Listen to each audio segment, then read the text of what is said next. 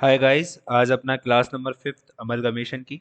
और अपन ने class number यहाँ पे जो अपनी जो क्लास चली थी क्लास नंबर वन से क्लास नंबर फोर जो अपनी चली अमलगमेशन की, उस अमलगमेशन की क्लास में अपन ने क्या क्या पढ़ लिया था एक बार फटाफट से रिकैप कर लेते हैं। हम ज़्यादा टाइम नहीं लूँगा मैं आपका रिकैप में करवाने में। पहली क्लास नंबर वन और जो टू थी उसमें हमने net payment method plus ICI की बुक के वन टू थ्री फोर चारों एग्जाम्पल करे। और class number third and class number fourth में, क्लास नंबर थर्ड में हमने net asset method and how to prepare a balance sheet, ये हमने सीखा। क्लास नंबर फोर में हमने example number fifth and example number sixth किया था। ठीक है। और मैंने कल आपको बता भी दिया था कि अमलगमेशन का कैसा अपना रूट रहेगा और अपन कैसे अमलगमेशन के चैप्टर को समाप्त करेंगे। ठीक है। तो आज अपना जो टारगेट है बेसिकली वो मैंने आपको बताया था कि जो अपना परचेज मेथड है, आज अपन उसको पूरा कंप्लीट कर देंगे। परचेज मेथड को आज अपन पूरा क्या करेंगे, कंप्लीट करेंगे। और परचेज मेथड में बेसिकली अपने पास दो चीज़ें रही हुई है, एक तो जनरल एंट्री अपने पार्ट पे पेंडिंग है, जितनी भी जनरल एंट्रीज हैं। और दूसरा एक एग्जाम्पल नंबर 10 अपने पास पेंडिंग है। क्लियर? Yes sir. तो अब हम चालू करते हैं हमारा एग्जाम्पल नंबर 10। बट सर मैं उससे पहले आपको अपनी कंसेप्ट कॉपी में आ जाइए, मैं उसमें पहले आपको कुछ कॉन्सेप्ट्स लिखवाना चाहता हूँ जो कि आपको बहुत हेल्पफुल रहेंगे आपको क्वेश्चन समझने में। ठीक है। देखो, आ जाते हैं। आफ्टर एक्विजिशन, क्या बोला मैंने? After acquisition. अगर एक्विजिशन हो जाता है मतलब अपन ने कंपनी को एक्वायर कर लिया है, तो उसके बाद क्या बोला मैंने? अगर उसके बाद सेलिंग कंपनी में, क्या बोला मैंने? अगर सेलिंग कंपनी में कोई भी रिवैल्यूएशन होता है, क्या बोला मैंने? कोई भी रिवैल्यूएशन होता है किसके अंदर? इन असेट के अंदर या फिर लाइबिलिटीज के अंदर। ठीक है। तो उसका क्या सीधा सीधा इम्पैक्ट पड़ेगा? उसका एक इम्पैक्ट मैं आपको बता देता हूँ। Then no impact, then no impact on reserve and surplus of selling company. ये बात आपको क्लियर होनी चाहिए। क्या लिखाया मैंने?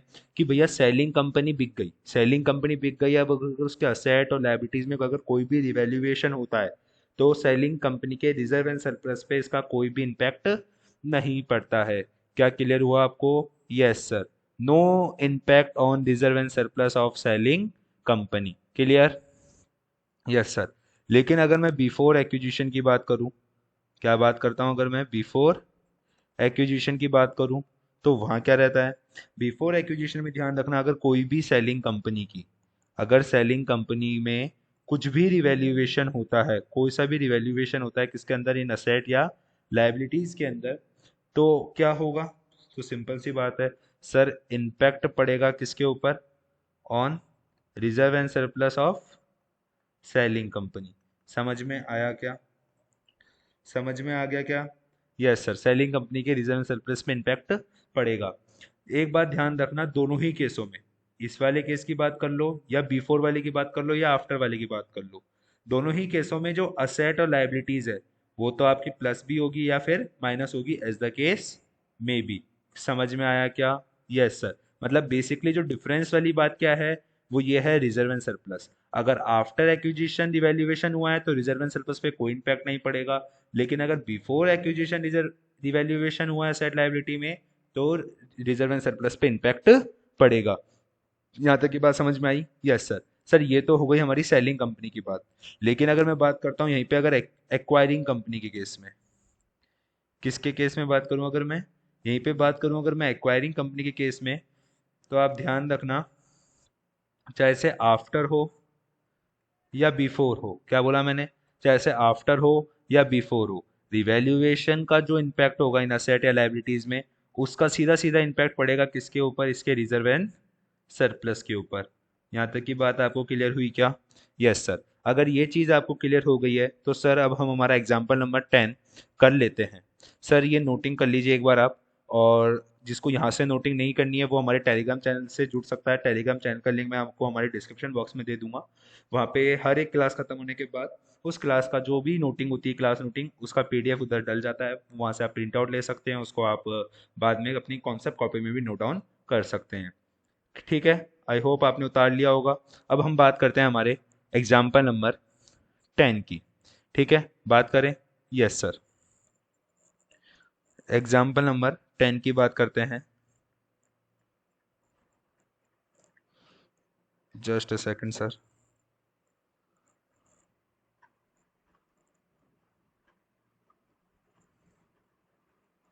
ये रहा sir example number 10। Example number 10 में क्या लिखा हुआ है सर? बैलेंस शीट है पी लिमिटेड की और क्यू लिमिटेड की। ठीक है, आपको पी लिमिटेड की भी बैलेंस शीट दे रखी है, आपको क्यू लिमिटेड की भी बैलेंस शीट दे रखी है। फिर उसके बाद आपको शेयर कैपिटल, रिजर्व, सरप्लस, ये सब चीज़ें दे रखी है। ये देखो, यहाँ से पढ़ते हैं सर, क्या दे रखा है? Detail of trade receivable and trade payable. P limited के ट्रेड रिसीवेबल में डेटर हैं, बी आर हैं, ऐसे क्यू लिमिटेड के ट्रेड रिसीवेबल में डेटर हैं और बी आर हैं। अगर पेबल की बात करें, पेबल में सन्डी क्रेडिटर हैं दोनों ही कंपनीज में, और बिल्स पेबल है।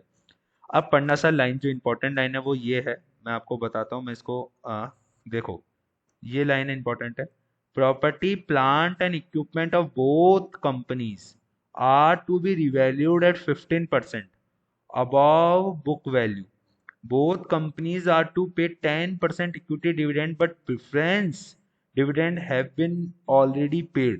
ठीक है, after the above transaction are given effect, P Limited will absorb Q Limited on the basis of following term and condition. Sir, आपने जो चीज मैं आपको बताना चाहता, क्या आपने उस चीज पे कंसीडर करा? आपने थोड़ा सा भी ध्यान दिया होगा तो आप अगर देखोगे, देखो अगर इस लाइन को पढ़ के आपको क्या समझ में आ रहा है कि आपको पीपी जो है दोनों कंपनीज की, पी लिमिटेड की एंड क्यू लिमिटेड की, दोनों कंपनीज की आपको पीपी को क्या करना है? रिवैल्यू करना है। सर, जैसे ही रिवैल्यू करना है तो आपके दिमाग में जो पी कंपनी है, पहले तो ये देखना पड़ेगा कि भैया इसमें सेलिंग कंपनी कौन है और एक्वायरिंग कंपनी कौन है। तो P limited will absorb Q limited. इसका मतलब सर, जो ये पी लिमिटेड है वो एक्वायरिंग कंपनी है, और जो ये क्यू लिमिटेड है वो आपकी सेलिंग कंपनी है। समझ में आई बात? Yes sir.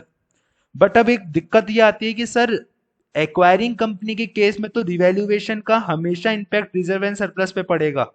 ये मैंने आपको अभी क्लास नोट्स में लिखवाई ये बात, देखिए ये रहा।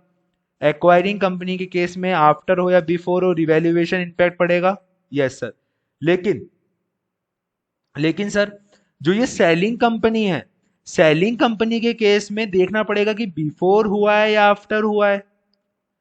ठीक है, तो आपको कैसे पता चल रहा है बिफोर हुआ है आफ्टर हुआ है? क्या लिखा हुआ है? After the above transaction P limited will absorb Q limited. इसका मतलब ये बिफोर रिवैल्यूएशन वाला केस है। Yes sir. अगर बिफोर रिवैल्यूएशन वाला केस है तो क्या इंपैक्ट पड़ेगा? क्या? यस सर, इंपैक्ट पड़ेगा ऑन आर एन एस पर भी। लॉजिक क्लियर हुआ क्या? समझ में आया आपको? यस सर, क्लियर हुआ। ठीक है, अब आगे चलते हैं अपन। आगे क्या लिखा हुआ है? 8 equity shares of 10 rupee each will issued by P Limited at par against 6 shares of Q Limited. ठीक है, 10% preference shareholder of Q Limited will be paid at 10% discount by issuing करके 10% preference share of 100 रुपए each at par. ठीक है, 12% debentures को भी पे किया जाएगा एट 8% प्रीमियम पर। वो डिस्काउंट पर अपन इशू करेंगे डिबेंचर्स को। ठीक है, आगे क्या लिखा हुआ है? 30,000 is to be paid by P limited to Q limited. ठीक है, पी लिमिटेड क्यू लिमिटेड को 30,000 पे करेगा फॉर लिक्विडेशन एक्सपेंसेस के लिए।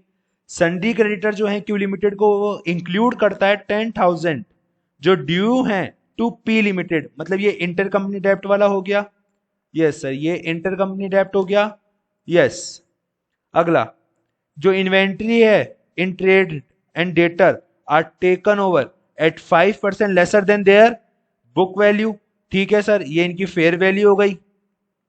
कितना परसेंट? एट द रेट 95% पे ले रहा है, 5% कम पे ले रहा है, मतलब 95% पे ले रहा है। Yes sir. आपको क्या क्या करना है? आपको जनरल एंट्री बनानी है और एक आपको पीसी निकालना है। तो सर, इसका सबसे सिंपल तरीका मैं क्या करूं? सबसे पहले अपन पीसी निकाल लें। Yes sir. जैसे ही मैंने पीसी निकालने की बात कही, कई बच्चों के माथे पे से पसीना छूटने लग गया। लेकिन जो बच्चे ने हमारी क्लास नंबर 1 2 3 4 देखी है, उस बच्चा कॉन्फिडेंस के साथ कह सकता है कि सर, इस क्वेश्चन में पीसी निकालना कोई बड़ी बात नहीं है। इस क्वेश्चन में पीसी निकालने के लिए सर हमारे को दो चीजें देखनी है कि पहले नेट पेमेंट मेथड अप्लाई होगा या फिर नेट असेट मेथड अप्लाई होगा। तो सबसे पहले नेट पेमेंट मेथड अप्लाई करने के लिए किसका स्वैप रेशियो गिवन होता है? सर इक्विटी शेयर होल्डर का स्वैप रेशियो गिवन है क्या? यस सर, ये लिखा हुआ स्वैप रेशियो 8 इक्विटी शेयर देंगे, कितने के बदले में? 6 इक्विटी शेयर्स के बदले में। तो इसका मतलब सर स्वैप रेशियो गिवन है, तो कौन सा मेथड अप्लाई करेंगे? Net payment method. यह है सर हमारी क्लास की क्वालिटी। आई बात समझ में आपको? तो एग्जाम्पल नंबर 5 चालू करें, वो एग्जाम्पल नंबर 10 चालू करें। यस सर, एग्जाम्पल नंबर 10 सबसे पहले अपन क्या बना लेते हैं? Calculation of purchase consideration. Clear? Yes sir, calculation of purchase consideration. इसका मैंने आपको एक फॉर्मेट बनाया था, जब भी नेट पेमेंट मेथड अप्लाई करेंगे तो एक फॉर्मेट बनाया था। यस सर, क्या था वो फॉर्मेट? पर्टिकुलर्स इनफॉर्म और अमाउंट। यस सर, अमाउंट में दो चीजें बनवाई थी, शेयर कैपिटल और प्रीमियम इनफॉर्म में। ठीक है, इसमें मैंने सबसे पहले आपको प्रेफरेंस शेयर होल्डर लिखवाया था। यस सर, क्योंकि हमेशा अपना लॉजिक क्या था कि अपन पेमेंट किसको करते हैं? ओनर्स को। और ओनर्स में कौन कौन आते हैं? Preference share holder and equity share holder. ठीक है, तो अपन ने प्रेफरेंस शेयर होल्डर्स को क्या दिया है? पढ़े क्वेश्चन में क्या लिखा हुआ है? सर ये लिखा हुआ 10% प्रेफरेंस शेयर होल्डर। मैं सर एक बार थोड़ा सा रेज करके आपको बताता था कि आपका कॉन्सेंट्रेशन बना रहेगा। ये रहा,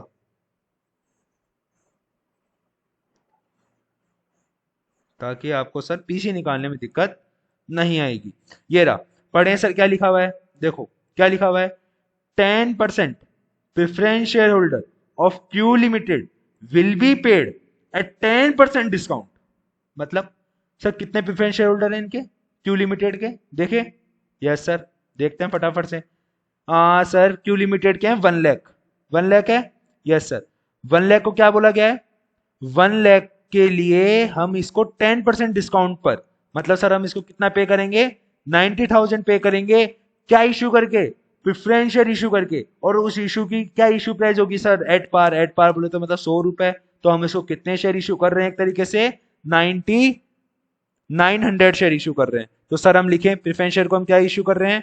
प्रेफरेंस शेयर इशू कर रहे हैं। क्या इशू कर रहे हैं? प्रेफरेंस शेयर इशू कर रहे हैं। समझ में आई बात? यस सर, अब प्रेफरेंस शेयर इशू कर रहे हैं तो कितने प्रेफरेंस शेयर इशू कर रहे हैं? देखें एक बार। यस सर, तो नंबर ऑफ प्रेफरेंस शेयर क्या लिखा हुआ है? सर 10% डिस्काउंट पर, मतलब -10%, कितना बच गया? 90,000। इशू प्राइस क्या है? एट पार, जो कि कितना रुपए दे रखा है? 100 रुपए। कितने शेयर देंगे? 900 शेयर्स देंगे। तो सर मैं कह सकता हूं 900 इंटू 100 इक्वल्स टू कितना? 90,000 आपका पीसी आ गया किसका? प्रेफरेंस शेयर होल्डर को। समझ में आई क्या बात? यस सर, सेकंड किसका करें? इक्विटी शेयर होल्डर का। सेकंड किसका करें? इक्विटी शेयर होल्डर्स का। इक्विटी शेयर होल्डर्स को अपन क्या दे रहे हैं? इक्विटी शेयर्स दे रहे हैं। क्या दे रहे हैं? Equity shares. और सर मैंने आपको बताया था जब भी अपन इक्विटी शेयर्स देंगे तो क्या लिखा हुआ है? 8 इक्विटी शेयर दे रहे हैं। कितने के बदले में? 6 के बदले में। ठीक है सर, 8 इक्विटी शेयर दे रहे हैं, कितने के बदले में? 6 के बदले में। मल्टीप्लाई बाय कितने आउटस्टैंडिंग शेयर थे क्यू लिमिटेड के पास? सर क्यू लिमिटेड के पास टोटल आउटस्टैंडिंग शेयर थे 3 लाख रुपए की कैपिटल थी, 10 रुपए each face value.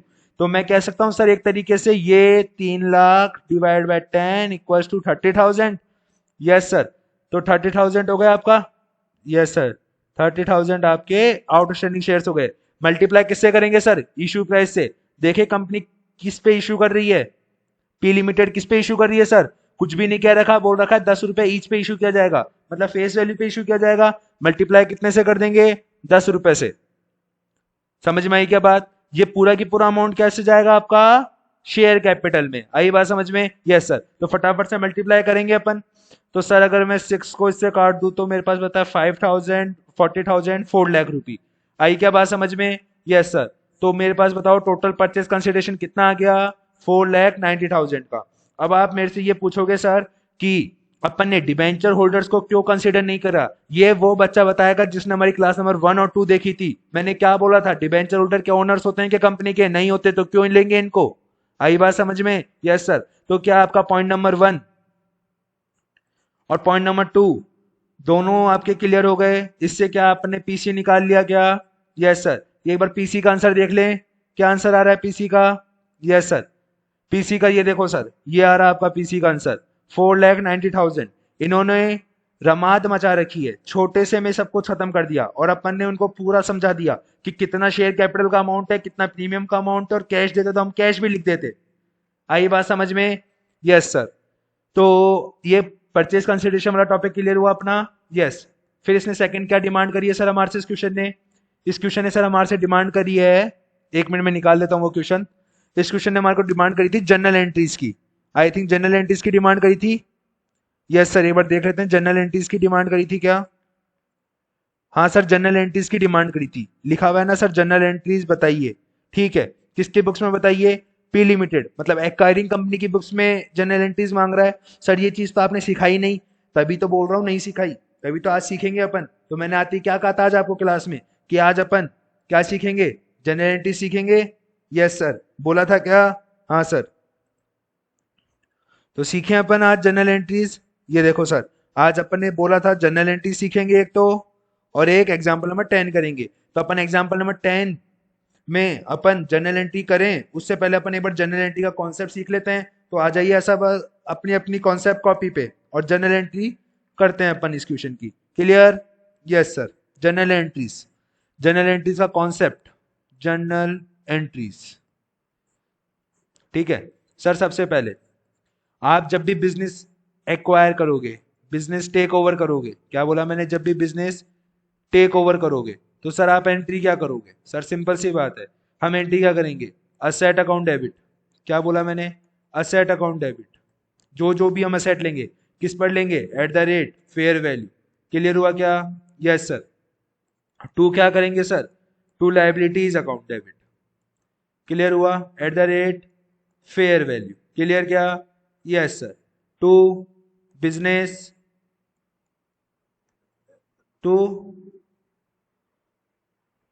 To business purchase. Yes sir. Business purchase किस पर आएगा? एट द रेट पीसी वाले अमाउंट पर। इसलिए मैंने आपको पहले पीसी निकालना सिखाया, क्योंकि देखो आप खुद देखो पीसी कितना काम आता है अपने। क्लियर? Yes sir. पीसी निकाल लेंगे। और जो भी सर, अब ध्यान से सुन लेना सर मैं जो बता रहा हूं अब सर जो मैं बता रहा हूं उसको ढंग से सुन लीजिएगा। जो भी डिफरेंस आएगा, अगर डेबिट साइड डिफरेंस आया तो गुडविल को डेबिट कर देंगे, अगर क्रेडिट साइड शॉर्ट पड़ी तो कैपिटल रिजर्व को क्रेडिट कर देंगे। समझ में आई क्या बात? Yes sir. अगर गुडविल आती है तो गुडविल डेबिट, कैपिटल रिजर्व आता है तो टू कैपिटल रिजर्व।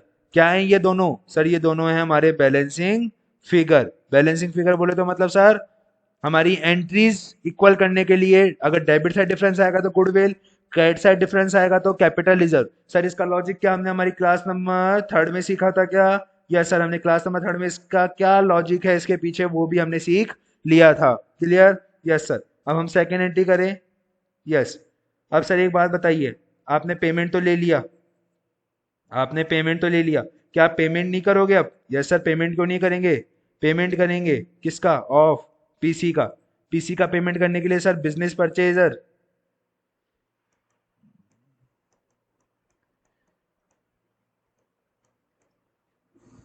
ठीक है, कर दूं? या business purchase account debit to, sir क्या क्या दे रहे हैं अपन? Equity share capital, to preference share capital, to cash.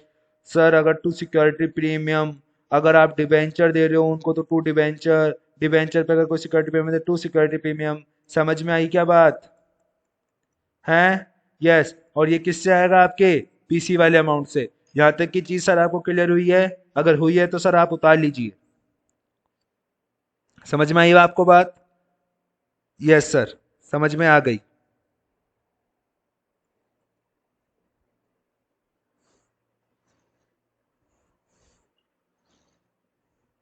Sir आप ऐसा करिए, इस बिजनेस परचेज को मैं एक एंट्री और करवा देता हूं ताकि आपका सॉल्यूशन आईसीआई के सॉल्यूशन से मैच हो जाएगा। आप ऐसा कीजिए सर, इस बिजनेस परचेज की जगह, ऐसा कीजिए सर आप इस बिजनेस परचेज की जगह आप एंट्री कर लीजिए क्या?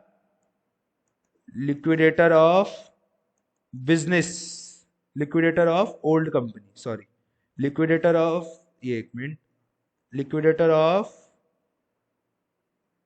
Old company. आई बात समझ में? Liquidator of old company account debit to equity share capital to preference share capital to cash to security premium to debenture to security premium. आई बात समझ में? Yes sir. एक थर्ड एंट्री और करेंगे सर, पेमेंट पहले ड्यू भी तो करेंगे।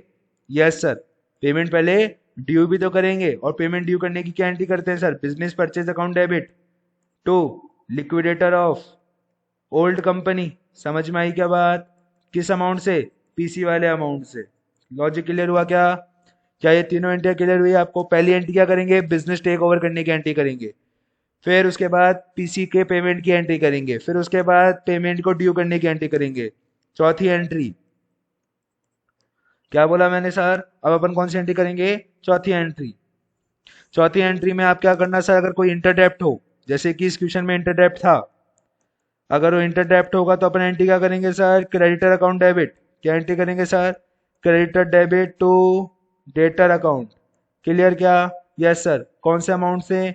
मिनिमम अमाउंट से। किस अमाउंट से सर? मिनिमम अमाउंट से। उसके बाद सर हम कौन सी एंट्री करेंगे? अगर सर कभी कभार आपको अगर वो बोल देता है अनरियलाइज्ड प्रॉफिट की एंट्री। किसकी? अनरियलाइज्ड जो प्रॉफिट होता है ऑन इन्वेंट्री पर। अनरियलाइज्ड जो प्रॉफिट होता है किसके ऊपर? ऑन इन्वेंट्री के ऊपर।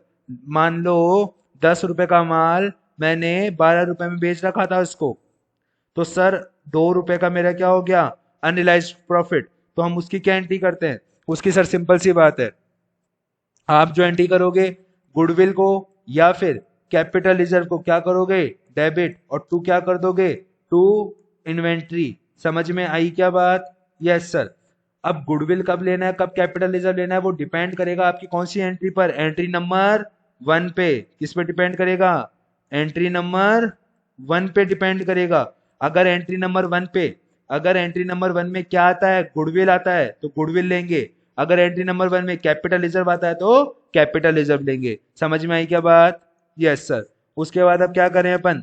उसके बाद हम करते हैं सर एक और entry, sixth entry, liquidation expenses. Liquidation expenses अगर बोन करता है कौन सी कंपनी? बाय न्यू कंपनी के द्वारा बोन किया जाता है। मतलब भैया न्यू कंपनी रेम्बर्स करेगी उसके लिक्विडेशन एक्सपेंसेस को, तो सिंपल सी बात है सर, क्या एंट्री करेंगे? गुडविल या सीआर टू बैंक। यहां तक की बात आपको समझ में आई क्या? क्लियर हुआ क्या सर आपको? क्लियर हुआ है? पहली entry business take over, second entry payment of PC, third entry payment due, fourth entry interdebt, पांचवी entry unrealised profit on inventory, छठी लिक्विडेशन एक्सपेंसेस जो बोन किया जाता है बाय न्यू कंपनी के द्वारा। क्लियर हुआ क्या? Yes sir. अब सर एक और चीज, कभी कभार आपको क्वेश्चन में वो लाइबिलिटीज और पे करवाएगा हैंड टू हैंड। कभी कभार वो क्वेश्चन में आपको क्या करवा सकता है? लाइबिलिटीज भी पेड आउट करवा सकता है कि आप लाइबिलिटीज भी हैंड टू हैंड क्या कर दो? पेड आउट कर दो। तो आप एंट्री क्या करोगे सर? Liability account debit. कितने रुपए से सर? फेयर वैल्यू से। किससे सर? फेयर वैल्यू से। ठीक है। टू क्या करोगे सर? To debenture. मान लो आप डिबेंचर पे रिडीम कर रहे हो, और टू सिक्योरिटी प्रीमियम। डिबेंचर किस पे आएगा सर? डिबेंचर सर किस पे आएगा? सर डिबेंचर आएगा आपकी फेस वैल्यू पे, और ये आपके सिक्योरिटी प्रीमियम पे आएगा। लॉजिक क्लियर हुआ क्या सर आपका? यस। तो ये जो दो चीजें हैं, ये दोनों चीजें आपके न्यू बैलेंस शीट में शो हो जाएगी। अभी सर आपको ये सारी एंट्रीज आपको प्रैक्टिकल एग्जांपल के थ्रू समझा दूंगा, एग्जांपल नंबर 10 के थ्रू। आप इस एंट्रीज को उतार लीजिए, और फिर हम हमारा एग्जांपल नंबर 10 को पूरा खत्म करेंगे, ताकि अपन फिर अगर आज टाइम बचेगा तो आज अपन एक और एग्जाम्पल लेके इस चैप्टर को आगे प्रोसीड करवाएंगे। क्लियर क्या? समझ में आई क्या बात आपको? Yes sir. करें क्या आप? यस। तो करें अपना अपना एग्जाम्पल नंबर कौन सा था सर? वो 10 था ना? Yes sir. निकालते हैं अभी अपन हमारा एग्जाम्पल नंबर 10।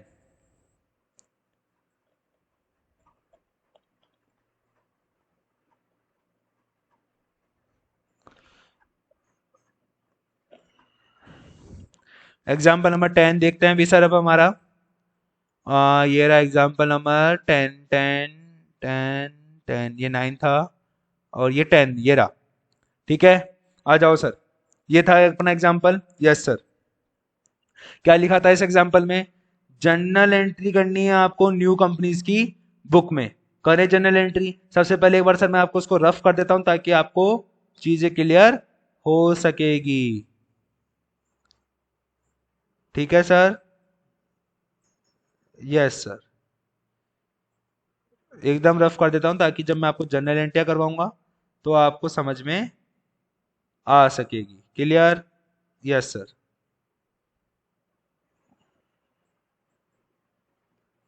ठीक है, करें अब अपनी जनरल एंट्री। Yes sir.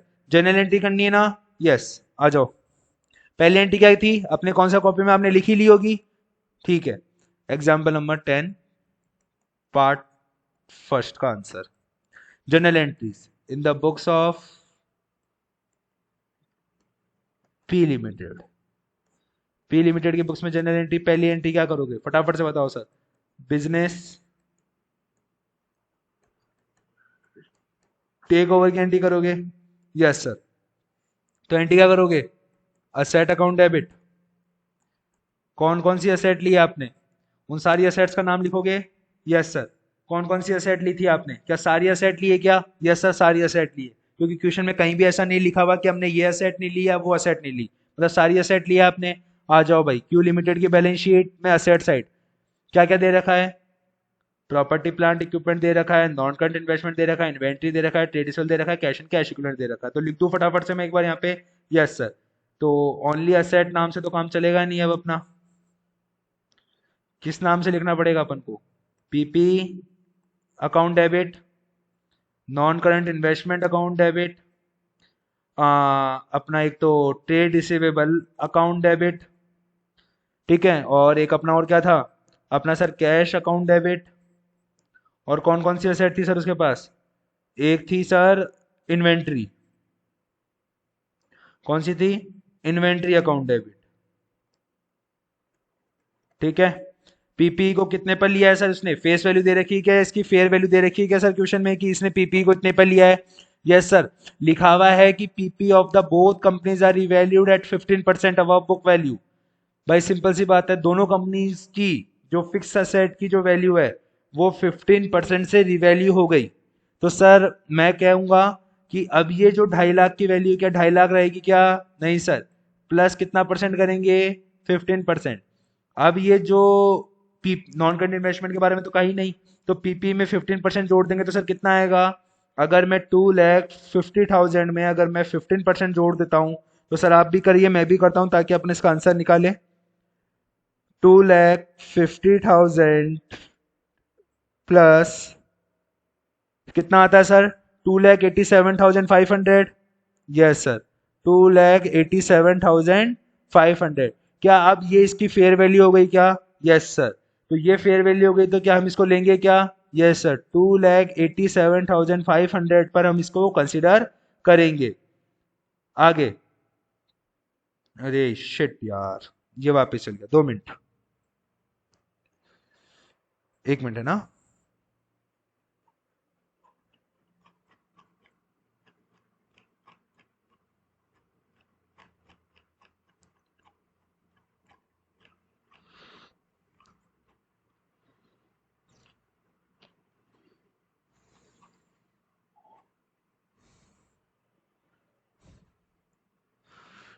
ठीक है। अब और फिर इसने और आगे क्या क्या बोला था? नॉन करंट इन्वेस्टमेंट के बारे में कुछ कहा है क्या? देखते हैं सर। नॉन करंट इन्वेस्टमेंट के बारे में इसने कुछ भी नहीं कहा है। इसका मतलब ये नॉन करंट इन्वेस्टमेंट की फेयर वैल्यू क्या होगी सर? जो इसकी बुक वैल्यू है वही इसकी फेयर वैल्यू होगी, 80,000। क्लियर क्या? Yes sir. तो क्या हम 80,000 ही लेंगे? Yes sir. हम नॉन करंट इन्वेस्टमेंट को कितने पे लेंगे? 80,000 पे। क्लियर? यस। उसके बाद सर इन्वेंट्री के बारे में कुछ कहा है क्या? यस सर, कहता कुछ कुछ तो कहा था सर इन्वेंट्री के बारे में। यस सर, देखो, inventory in trade and debtor, inventory in trade and debtor are taken over at 5% lesser than their book values, का मतलब उनकी 95% बुक वैल्यू पे लेना है। Yes sir. तो आपका इन्वेंट्री कितना है? 3,20,000। तो 3,20,000 का अगर मैं 95% निकालू तो कितना आता है? 3,04,000। Yes sir. क्लियर क्या? Yes sir clear. फिर उसके आगे जो ट्रेड रिसीवेबल है सर उसको भी किस्त पर लिया जाता है एट 95%। तो 2,10,000 इंटू 95% कितना हो गया sir 1,99,500। Cash and cash equivalent के लिए तो सर कोई फेयर वैल्यू होती ही नहीं है। क्लियर। तो सर हमारी असेट लिखते चले अब हमारी। यस सर ये कितना आ रहा है, सॉरी ये तो वो था ना अ, हम्म, ये आ रहा है 3,04,000, ये आ रहा है 40,000, और ये कितना आ रहा था सर हमारे एक मिनट सर, कोई ना। कितने पर वैल्यू करना था सर इसको अपन को, जो ये अपना, हाँ ये जो ट्रेड रिसेबल थे 2 लाख, 2,10,000 के, उसको 95% पर। तो 2,10,000 का 95% कितना होता है सर 1,99,500। क्लियर। Yes sir. तो ये 1,99,500 क्लियर क्या। Yes sir. फिर लाइबिलिटीज भी ले रहे हैं क्या अपन, यस सर ले रहे हैं, लाइबिलिटीज भी ले रहे हैं। टू लाइबिलिटीज में कौन कौन सी लाइबिलिटीज लेंगे सर, लाइबिलिटी साइड में आ जाइए सर। अब लाइबिलिटी साइड में सर लॉन्ग टर्म बोरोइंग 1,50,000, उसके बारे में कुछ कहा है क्या, हाँ सर कुछ ना कुछ तो कह रखा है। क्या लिखा हुआ है, जो 12% डिबेंचर हैं ऑफ क्यू लिमिटेड के are to be paid at 8% premium, मतलब सर हम उसको 8% प्रीमियम ज्यादा पे करेंगे, ज्यादा पे रिडीम करेंगे। ठीक है। तो सर हमारे पास कितने 12% डिबेंचर है 1,15,000, 1,50,000 के हैं क्या, ये रहे ना सर 1,50,000 के, उसको हम कितने पे प्रीमियम पे करेंगे एट 8% प्रीमियम। तो sir 1,50,000, 1,50,000 plus 8% that's equals to 1,62,000। Yes sir. तो टू 12% डिवेंचर्स कितने पे सर 1,62,000। टू आगे और क्या कौन कौन सी लाइबिलिटी ले रहे हैं सर, आगे हम लेंगे और कौन कौन सी लाइबिलिटी है उसके पास, उसके पास सर शॉर्ट टर्म बोरिंग मतलब करंट लाइबिलिटी में ट्रेड पेबल कितने के हैं 1,50,000। नीचे कुछ कह रखा है क्या 1,50,000 के लिए कि ऐसा होता है वैसा होता है, इतने पे ले रहे हैं उतने पे ले रहे हैं, नहीं सर कुछ भी नहीं कह रखा। तो मतलब पूरे 1,50,000 की इसकी फेयर वैल्यू हो गई। Yes sir. To trade payable कितने पे सर 1,50,000। आगे क्या लिखेंगे sir, to business purchase, business purchase की एंट्री किस पे बताई थी सर मैंने, पीसी पर। Yes sir. और इनका पीसी कितना आया था 4,90,000। Yes sir 4,90,000। अब हम इसकी कैलकुलेशन कर लें, इसकी कैलकुलेशन कर लेते हैं अब हम कि कहाँ साइड किस साइड कौन सा डिफरेंस आ रहा है। तो आप भी करो मैं भी करता हूँ फटाफट से। असेट साइड का टोटल लगाते हैं पहले, 287,500 प्लस 80,000 प्लस 199,500 प्लस 40,000 प्लस 3,04,000 कितना आ रहा है 9,11,000, माइनस कर देंगे 1,62,000, माइनस करेंगे 1,50,000, माइनस करेंगे 4,90,000, मतलब सर 1,09,000। एक तरीके से मैं कह सकता हूँ 1,09,000। कहाँ डिफरेंस आ रहा है 1,09,000 का, कहाँ डिफरेंस आएगा, नीचे की तरफ डिफरेंस आ रहा है, क्योंकि सर अपन ने देखो इसका टोटल कितना आया 9,11,000। Yes sir. अपन अब इसका टोटल करते हैं, या तो आप ऐसे कर लो इसका अलग अलग टोटल कर लो, प्लस 1,50,000 प्लस 4,90,000, तो 8,02,000 आता है। इसका कितना आता है सर, इसका आता है 8,02,000। इसमें से अगर सर हमें इसको माइनस कर दूं अगर, तो कितना आता है सर 1,09,000। वो क्या होगा सर हमारा to capital reserve, balancing figure कितना हो गया सर 1,09,000।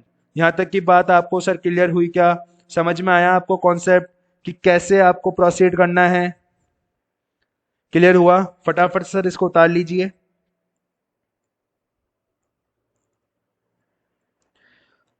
सर उतारना इसलिए सर, उतारते उतारते देख भी लीजिए कि आपको कोई चीज़ समझ में नहीं आई हो या फिर अपन से कोई कैलकुलेशन मिस्टेक हो गई हो, तो वो भी एक बार चेक कर लीजिएगा।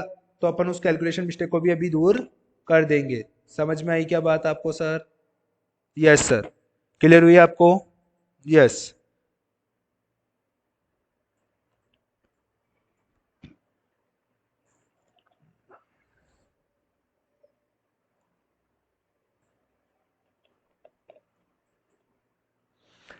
ठीक है सर। सर अब इसमें पता है आपने ये जो सॉल्यूशन करा, इसमें एक आपने गलती कर दी। क्या कर दी सर? गलती। अब वो गलती अगर कोई बच्चा मुझे कमेंट बॉक्स में लिख के बता दे तो मैं मान जाऊंगा कि हाँ उसने सच में क्वेश्चन को ढंग से पढ़ा। सीरियसली।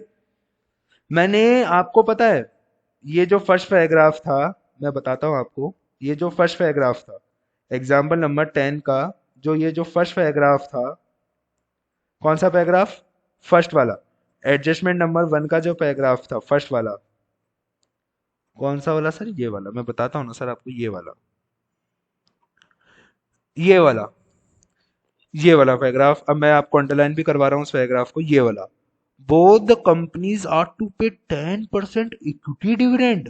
क्या लिखा हुआ है? दोनों कंपनी कितना परसेंट इक्विटी डिविडेंड देगा? 10% का इक्विटी डिविडेंड देगा। इसका मतलब सर अगर वो डिविडेंड देगा तो डिविडेंड देने की एंट्री क्या होती है सर? डिविडेंड देने की एंट्री अगर मैं मोटी मोटी बोलूं तो reserve and surplus account debit to cash account.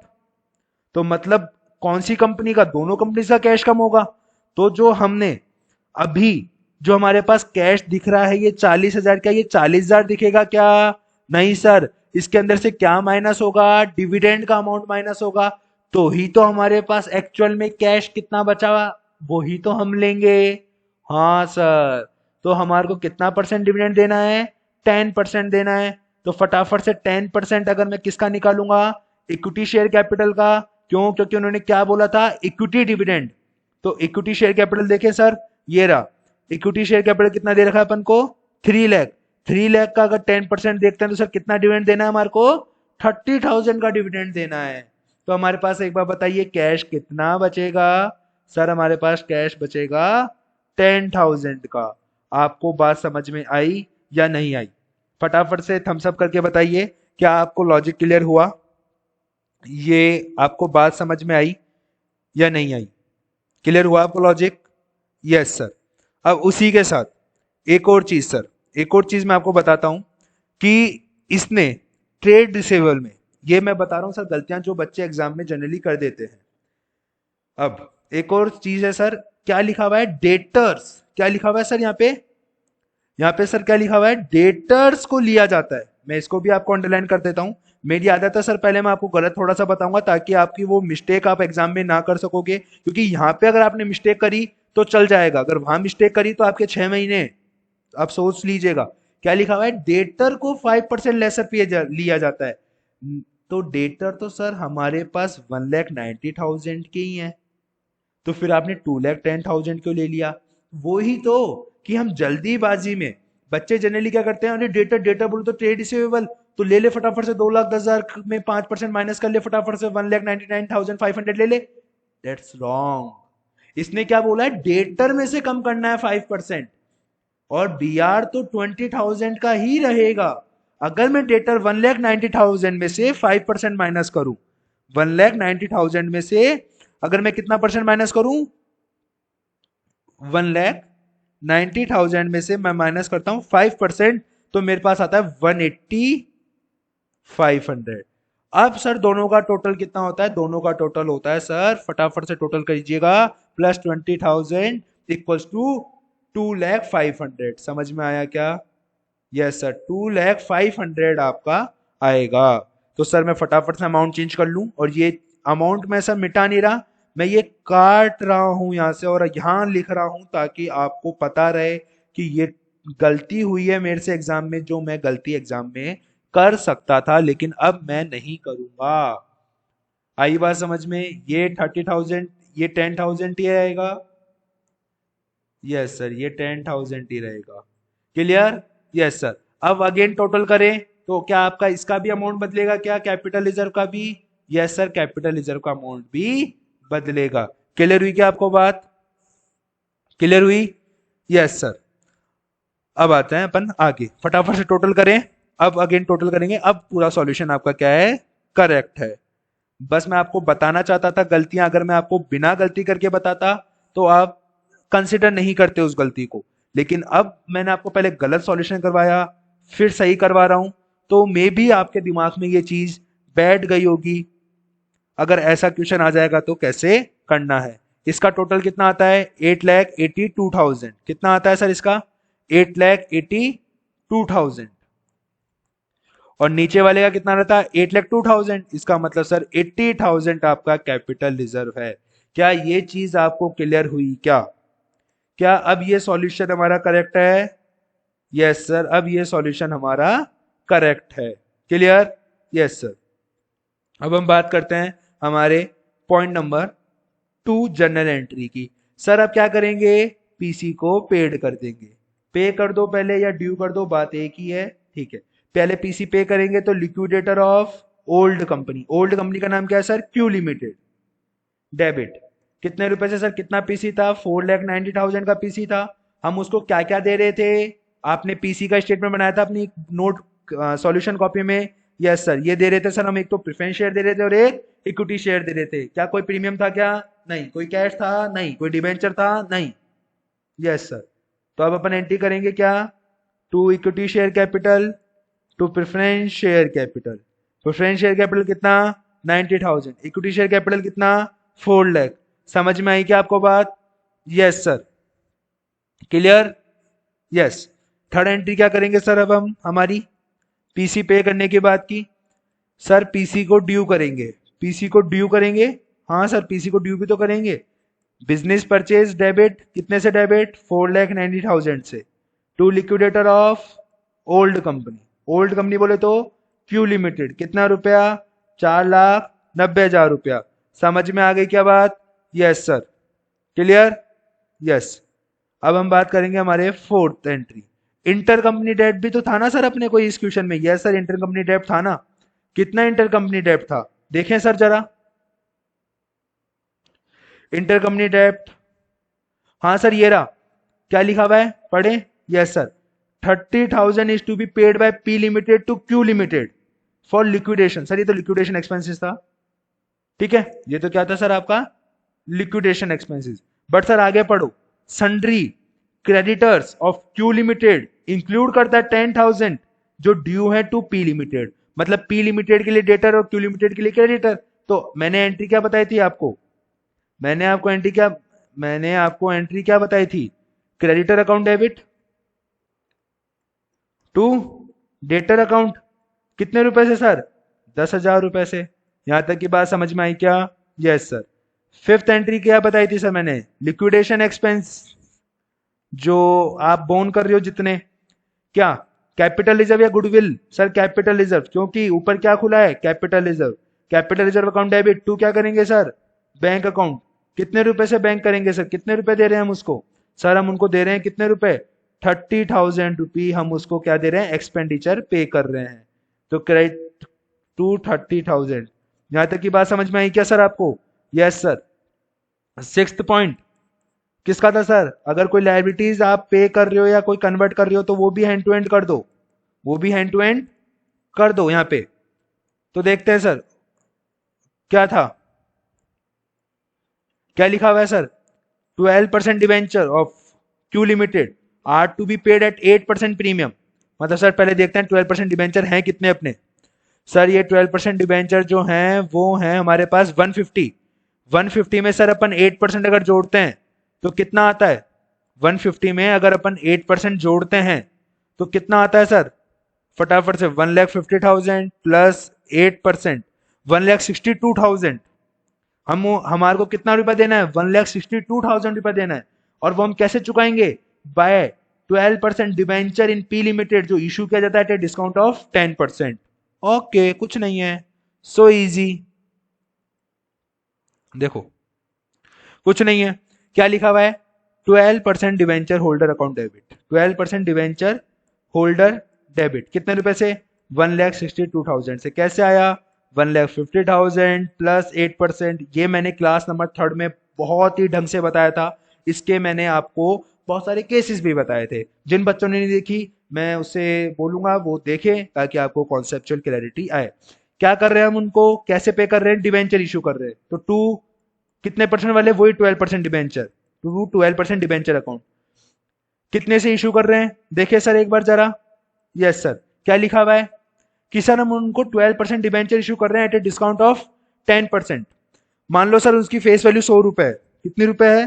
100 रुपए। तो आप कितने रुपए से डिबेंचर इशू करोगे? कोई बताएगा मेरे को कि आप कितने रुपए से डिबेंचर इशू करोगे? सर सिंपल सी बात है, अगर किसी की फेस वैल्यू 100 रुपए है, ठीक है, मैं डिवाइड कर दूंगा कितने रुपए से? 90 रुपी से। समझ में आई बात? मैं समझाता हूं, देखो सर आपको, मेरे को कितने रुपए देना है? 1,62,000 देना है। उसके लिए मैं क्या कर रहा हूँ? डिबेंचर इशू कर रहा हूँ। इशू प्राइस क्या है मेरी? 10% डिस्काउंट पर है, ठीक है। मतलब मैं फेस वैल्यू अगर 100 रुपये एज्यूम करूँ, मैं फेस वैल्यू अगर 100 रुपये एज्यूम करूँ, तो मैं कितने रुपए में इशू कर रहा हूँ? इशू प्राइस मेरी कितनी आ गई? 90 रुपी। तो टोटल मुझे 1,62,000 देना है और इशू प्राइस 90 है। इसका मतलब मेरे को कितने शेयर इशू करने हैं? कितने डिवेंचर इशू करने हैं? 1800 डिवेंचर इशू करने हैं, जिनकी फेस वैल्यू क्या है? 100 रुपए। तो क्या मैं 1,80,000 यहाँ लिख दूं? Yes sir. और जो दोनों का डिफरेंस है उसको मैं discount on issue of debenture के नाम से डाल दूं क्या? Yes sir. कितने रुपए? 18,000। क्या? Balancing figure. समझ में आया क्या? समझ में आया? Yes sir. उसके बाद अपन और कौन सी एंट्री करते हैं सर? सर उसके बाद अपन और एंट्रिया करते हैं। कौन कौन सी एंट्रिया करते हैं? नहीं सर, अपन इतनी एंट्रिया करते हैं। और देख लेते हैं क्वेश्चन ने और कोई एंट्रिया मांगी है क्या अपन से, या अपन और कुछ भी कर सकते हैं क्या? सर इसकी एंट्री कर ली अपने, लिक्विडेशन एक्सपेंस की कर ली, इंटर कंपनी डेब्ट की कर ली, डिबेंचर पे करने की कर दी, पीसी पे करने की कर दी अपन ने सर। सर एक बात बताओ, दोनों कंपनीज का अगर plant and property equipment revalue हुआ है, तो न्यू कंपनी का भी, न्यू कंपनी मतलब जो पी लिमिटेड है, उसने भी अपनी प्लांट प्रॉपर्टी इक्विपमेंट को क्या करा होगा? रिवैल्यू किया होगा। तो अपन ने उसकी एंट्री नहीं करी। चलो ठीक है, एक एंट्री ये पकड़ में आई। और सर दोनों कंपनी ने डिविडेंड पे करा है, तो न्यू कंपनी भी तो डिविडेंड पे करेगी। यस सर, न्यू कंपनी भी डिविडेंड पे करेगी। तो फटाफट से अपन एक बार अमाउंट निकाल लेते हैं। यस सर, ठीक है।